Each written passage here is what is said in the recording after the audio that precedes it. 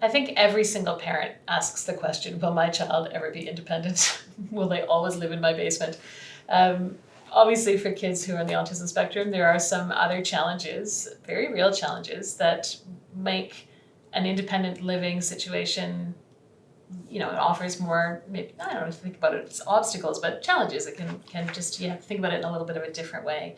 As I'm recording this, it is my son's 18th birthday, and he's poised to head off to a different city next year to study at post-secondary school.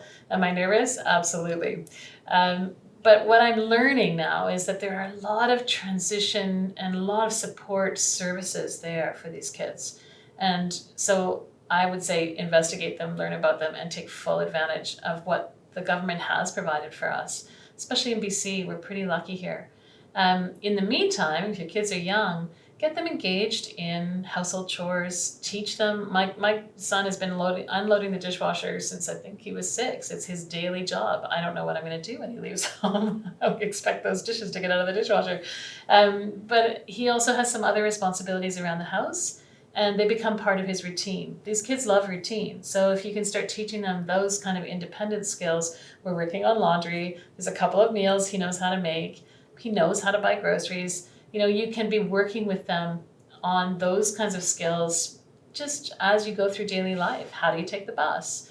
How do you use a phone? Those kinds of things. These kids are really smart. They can learn those skills. And if you introduce them all the way along, then it will be less daunting when it comes time.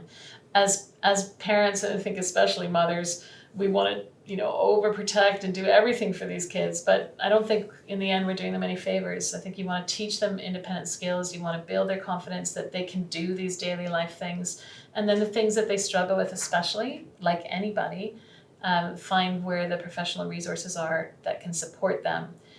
Sometimes it's hard for them to accept that help, and so that's a whole other challenge, but it's there for them. And I think like anybody, you can reach out when you need it, and it'll depend on your own kid, but all of them can achieve some degree of independence and work towards that and see where you get to.